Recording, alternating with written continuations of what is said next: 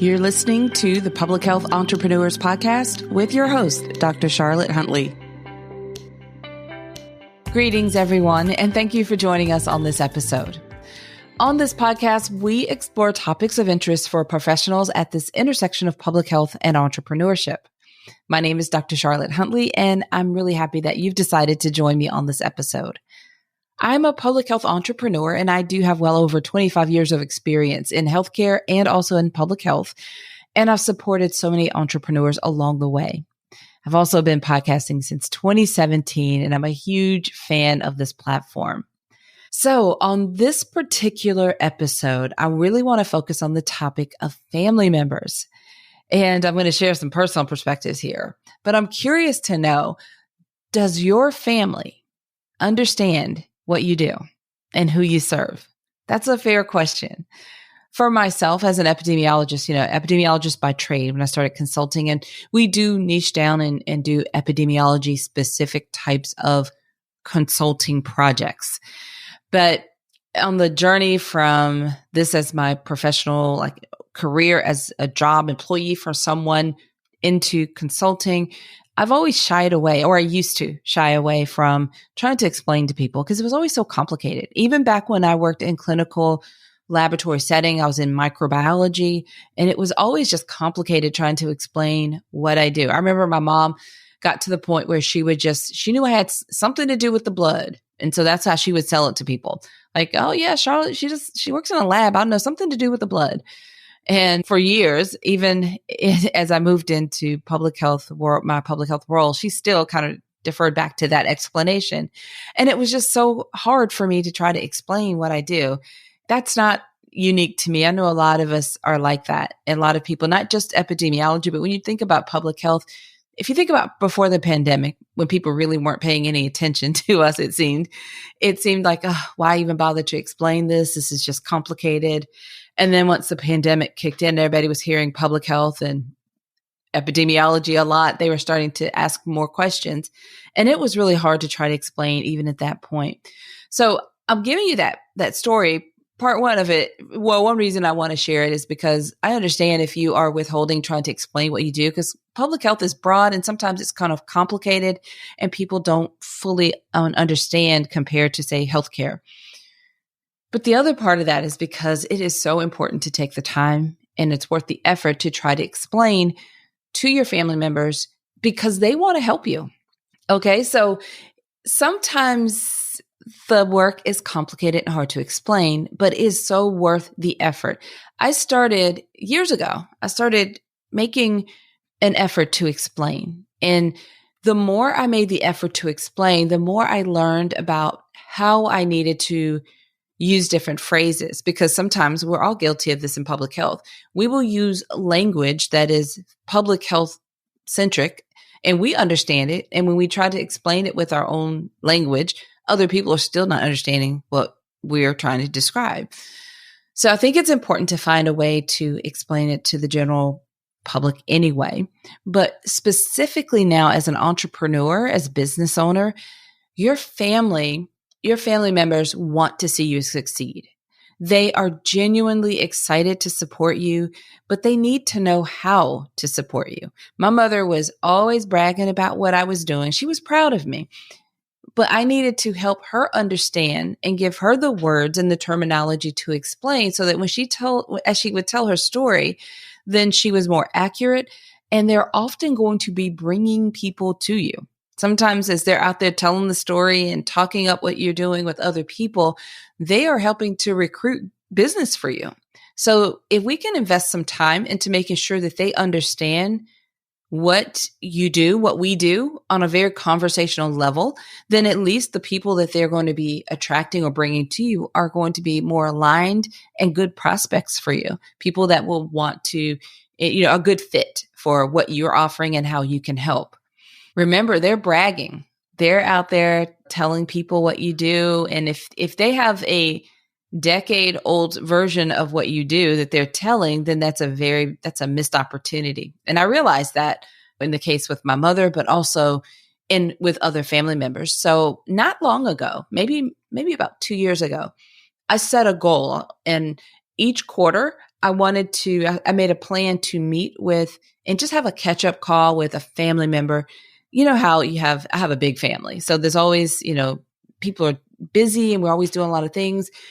But once a quarter, I thought that was very doable. I wanted to just have some time to talk with a cousin or a relative that maybe I hadn't talked to in a while, learn about what they're doing, listen to them, and then talk to them a little bit more about what I was doing in a way that could help them understand. Like, you want to help them find the conversational language so that they can convey that to other people, or also because of, we have like I said, a big family. So I remember being in a conversation with a relative who's a lawyer, and we had multiple conversations. So another side note here is you don't have to infuse everything in one conversation and, have them just get it. But we engaged in a few conversations, and it turns out that the organizations she support is actually a potential good client for me. We've, continued that conversation sort of in the background. But by doing that, she has a much better understanding of how I'm able to provide support through my consulting services. And it's on her radar. And likewise, I have a much better understanding of the kind of clients that she supports. And I've already we've been able to kind of share introductions just based on that better understanding. So I have another family story I'll share with you in just a moment, but I want you to see how this is a good investment of your time, because these are people that know you, they're excited for you, they want to brag about you, they can potentially bring you a really good pipeline of good reference or referrals, potential candidates. It's not always that they will connect you with your ideal client, but they may connect you with someone who will then connect you with someone, and then that becomes someone that you do business with. So this is a great streamlined, direct way to connect business. For a lot of consultants, this is how they get their initial clients, or this is how they get the majority of their clients.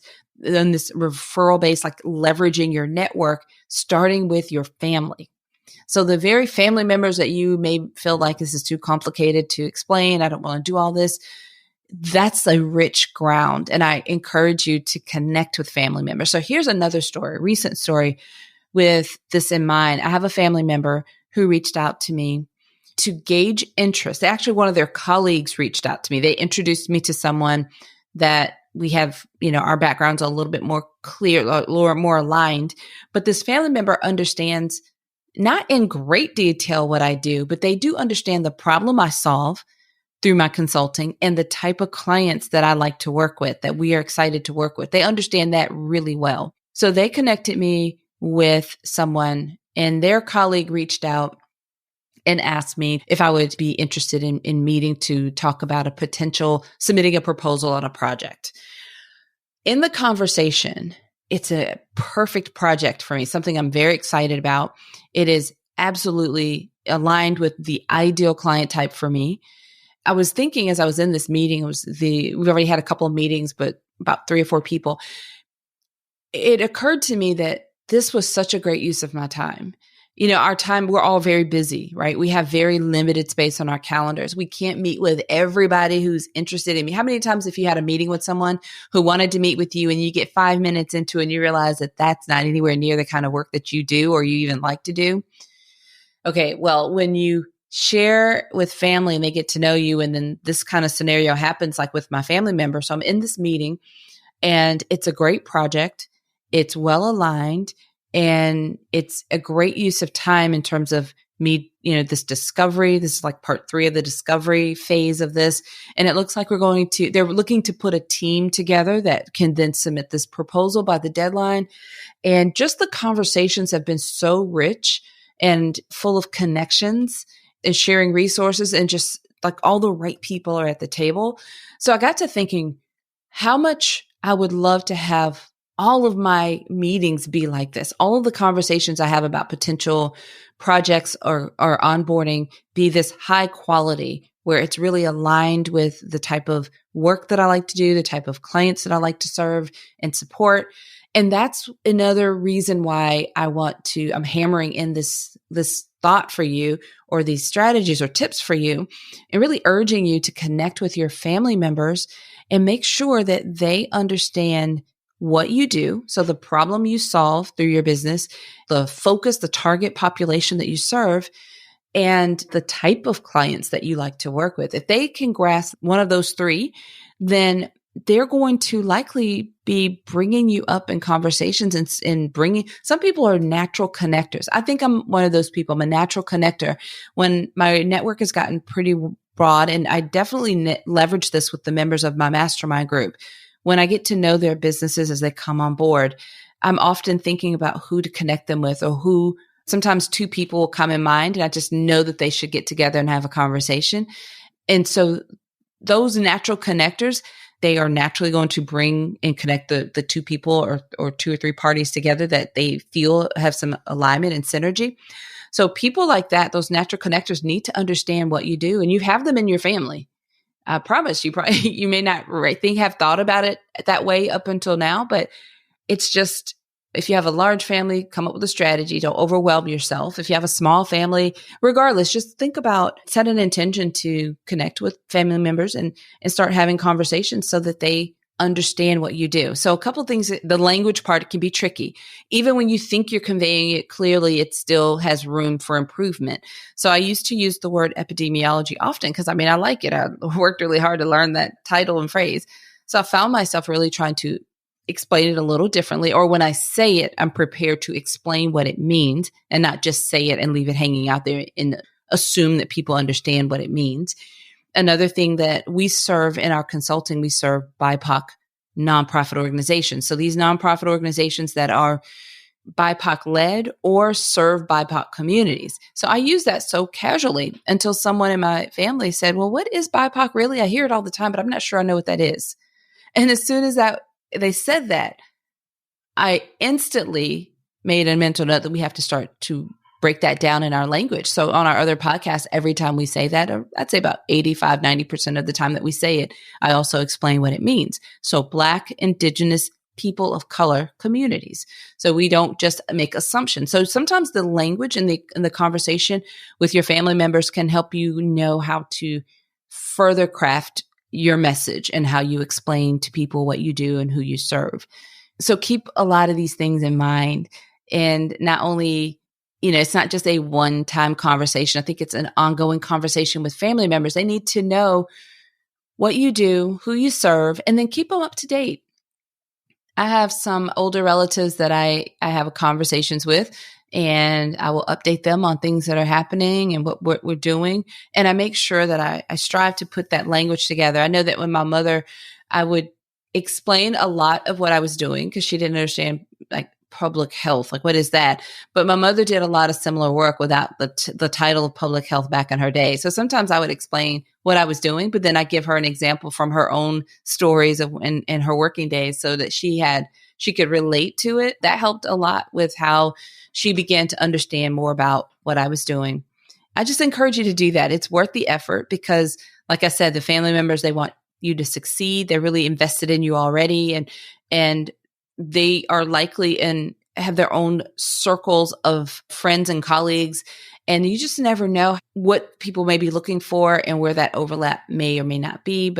And I wouldn't even go into friends and close friends and coworkers, but I'm really focused on the family. I think that's such a missed opportunity for a lot of us. And I encourage you to start the conversations, continue having the conversations, and they will help you to practice how you pitch your business, how you introduce your business, how you talk about your business. And their follow-up questions are going to help you better develop the language around communicating your business and about the work that you do. All right. I hope that this is helpful. I know that in our mastermind program, we dive into this quite a lot actually, not just with family, but just in general, how we're communicating about our businesses. So this awesome mastermind group program is best suited for established entrepreneurs. And we work together online and also gather together in person for a 2-day retreat. We do this twice a year. We have entrepreneurs that come from all over the United States and other countries even to participate in our in-person retreats. I love this program, and we get a lot of great feedback from our members. So if you're interested, if you think that you would be interested in learning more about this, Enrollment is only open twice a year, June and December, and only to people who have submitted an application. So if you'd like to know more about it, visit our website and submit an application at publichealthentrepreneurs.com. You'll find links to this also in the description of this episode as well. You can learn more about it, and we'd love to invite you to join us if it's a good fit. All right, so we are going to wrap up for now. I hope this has been helpful. I can't wait. I love the feedback. So share with us and let us know how this is helping you. All right, everyone. Until next time, have a fantastic rest of your day. Thank you for listening. Visit publichealthentrepreneurs.com to learn more.